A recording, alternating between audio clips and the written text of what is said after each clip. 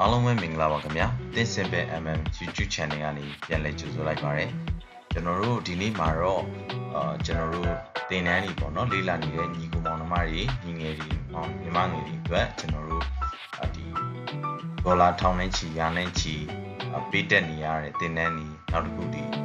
ကိုယ်တိုင်ဆက်စတာတွေလုပ်ချင်နေတဲ့သူတွေအတွက်ပေါ့နော်ဆိုတော့ကျွန်တော်တို့ LinkedIn Learning ကနေပြီးတော့မှကျွန်တော်တို့ library နဲ့ library ခက်နဲ့ account နဲ့ကျွန်တော်တို့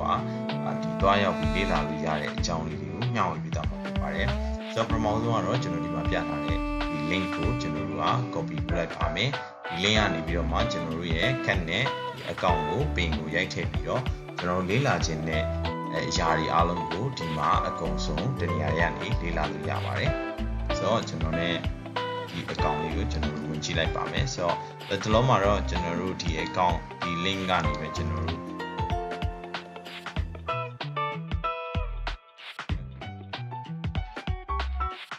တော့အခုကတော့ဒီ share cat အနေနဲ့ပဲကျွန်တော်တို့ဒီ LinkedIn library cat ဘယ်လိုလုပ်လို့ရလဲဆိုတော့ဟိုမှာတော့ကျွန်တော်တို့ဒီ cat နဲ့ကျွန်တော်တို့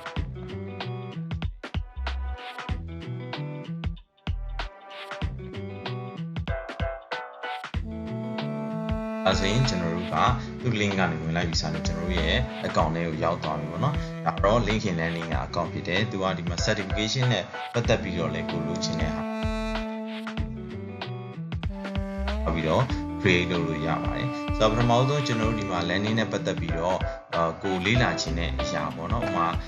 ကျွန်တော်တို့ programming နဲ့ပတ်သက်ပြီးကျွန်တော်တို့ကလေ့လာခြင်းဆိုရင် programming ပေါ့နော်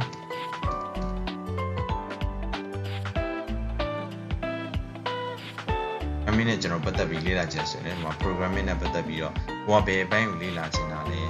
ကျွန်တော်တို့ကအခုမှ fundamental programming ရဲ့အခြေခံကိုစ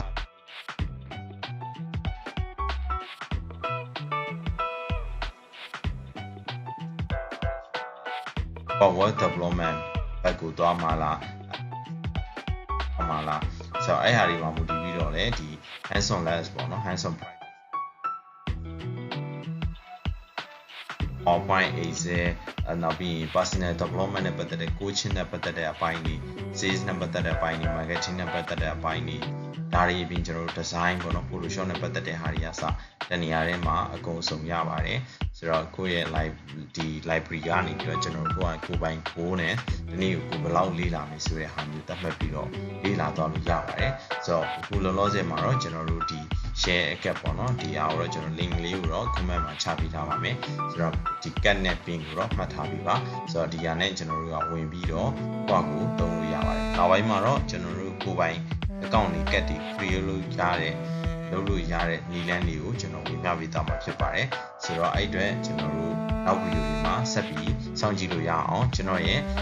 ဒီ YouTube channel ကို subscribe လုပ်ထားပြီးဖို့မမေ့ပါနဲ့ like and subscribe လုပ်ပြီးတော့ဘေးကခေါင်းလေးကိုလည်းနှိပ်ထားပေးပါဆိုတော့ဒါမှသာရင်ကျွန်တော်တို့နောက်ပိုင်း update တွေတဲ့အခါမှာအလွယ်တကူမြင်တွေ့နိုင်မှာဖြစ်ပါတယ်ဆိုတော့အားလုံးကိုကျေးဇူးတင်ပါတယ်ဆိုတော့ဒီ channel ကျွန်တော်တို့သင်ပဲ MM အနေနဲ့ကဒီနည်းပညာနဲ့ပတ်သက်တဲ့အပိုင်းလေးတွေကိုကျွန်တော်တို့ဒီလေ့လာတွေ့ရှိတဲ့အရာလေးတွေကိုကျွန်တော်ပြန်ပြီးတော့ဝေမျှပေးသွားတဲ့ channel တစ်ခုဖြစ်ပါတယ်ဆိုတော့အားလုံးပဲကျွန်တော်ရဲ့ channel လေးရနေပြီးတော့အချိန်ပြရကြုံလက်လိမ့်မယ်လို့မျှော်လင့်ပါတယ်အားလုံးကိုကျေးဇူးတင်ပါတယ်ခင်ဗျာ